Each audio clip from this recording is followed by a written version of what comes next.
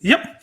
But let's move on to the second fight on the card, which is a bantamweight matchup, which we got Merab Dvalishvili, who is 12-4 and is the -240 favorite, going up against Cody Stamann, who is 19-3-1 and is the +200 underdog. What do you think of this matchup?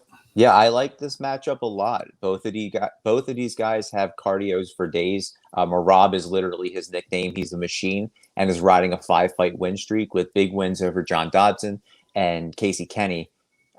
Now he welcomes Cody Stamann back to the bantamweight division. He went up to featherweight for 2 fights. Didn't really go his way up there. This is going to be a wrestle heavy matchup, in my opinion. But I can see both of these guys mixing in flurries to disguise their shoots. And Cody has an underrated stand-up. He's got a few knockout victories, and could end this fight standing. However, Merab has a very unique sambo style, which he incorporates a lot of different spinning attacks and explosive takedowns. With this fight, I'm riding the hot hand, and I'm going with Merab Dvalishvili by decision. Yeah, definitely. As I bring this up again, you got Merab, who is 5'6", 135, orthodox fighter. He connects on 3.91 strikes per minute. He has a 56.81 accuracy, and then he has an absurd 7.71 takedown average per fight. And then his accuracy is 43.58. So he definitely he shoots for a lot.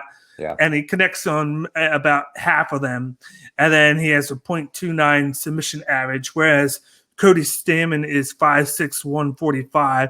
So he has extra 10 pounds to him. He's also an orthodox fighter, stance-wise. He gets about 4.14 significant strikes per minute. And then his accuracy for the strikes is 56.7. His takedown average is 3.03, where he averaged just about the same, just about half the accuracy rise. And then he doesn't really go for submissions at all. So, but I feel like he's more of the stand-up and trade type guy. Like he'll go bow for bow with you, whereas Merab's going to go for the wrestling. Like he has a more established wrestling sambo style where he pressures you forward, and he's going to look to do that. Whereas even though Stamann has the wrestling, I feel like he's going to know that Merab has that sambo style, so he might look to abandon the takedowns and the wrestling. He's going to look to stand up and trade with him instead, and that's why I feel like Merab's going to get the upper hand, because he's going to have the upper hand from the beginning. Usually you're going to try and go for your own tactics and then wait until they don't work to then go to game plan number 2. But I feel like Cody's going to go to game plan number 2 from the start. So I think Merab's going to go after him. He's going to be able to pressure him forward, get him down several times. I think he's going to wind up getting 4 or 5 takedowns. I think that's how advantage-wise he's going to have. And he's just going to smother him. He's going to change guards, elbow him, and just wear him out to the point where he's not going to be able to do too much and even go for the wrestling if he tries to go back to it. And I have Merab winning this by a unanimous decision. I don't think he'll knock him or knock out or submit Cody Stamann, because he's a tough guy. But I think he's going to get so far up on the judges' scorecards that he's just going to ride a unanimous decision to victory. Yeah, Merab's a great point fighter. I believe the last 5 fights that he's been in has gone to decision.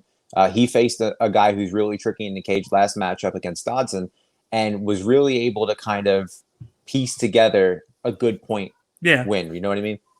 Cody, on the other hand, went up. I think he fought Brian Kelleher at featherweight, and then he fought Jimmy Rivera a couple months ago, and we talked about this. I thought Cody Stamann was going to implement his wrestling more against Jimmy Rivera. He didn't even use it. He abandoned it. He tried to stand and bang, and he got outclassed by Jimmy Rivera. But Jimmy Rivera outclasses a lot of his opponents. Merab is a whole different animal than Jimmy Rivera, because Jimmy Rivera's put your head down. He's going to wear you down.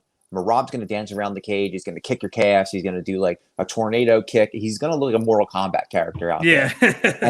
And then he picks you up and, does a wrestling move and almost suplexes you. He's got so much power. We really haven't seen Merab dominate it except for like that Ricky Simone fight way back. I think it was in Atlantic City of all places, Mm-hmm.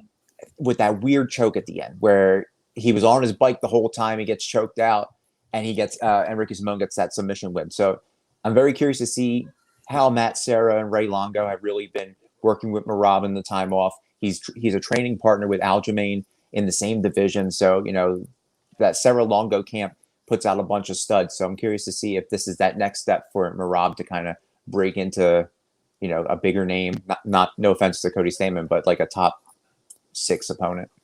Yeah, and they're not afraid to do the wrestling. They're not afraid to. They know that that's their bread and butter. So Yeah.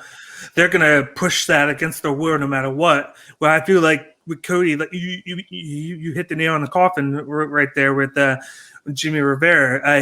I think he was scared to because Jimmy Rivera has a wrestling background too. Yeah. I feel like whenever he goes up, Cody goes up against a guy with a similar background, he gets afraid to use that, so he just uses the stand-up game. And you got to be able to have complete confidence in yourself no matter what, even if the guy has similar style. Yeah. You use that to your advantage. Even if he does, you use that. You act like you're going for the takedown, and then you go and shoot. Which with the combinations, you can use that to your advantage. But if you're just going to completely abandon it, that's not going to work. Then he knows that you're afraid. It's putting him in the driver's seat. Yeah, it's like with Tyron Woodley, right? He would always feel confident in his punch power, right? One punch knockout. Yeah. And then later in his career, he abandoned his wrestling. Mm-hmm. You saw it against Usman, you saw it against Covington, you saw it against Burns, and you saw it against Luque. He just tried to stand and bang with you. And maybe that's Cody's thing, where he got a bunch of power punches in, some knockouts, and got comfortable and kind of abandoned the wrestling. But I'd like to see him go back to his wrestling, even though it's not, that super entertaining for a fighter. I like to see a wrestling clinic between two great wrestlers. Yeah.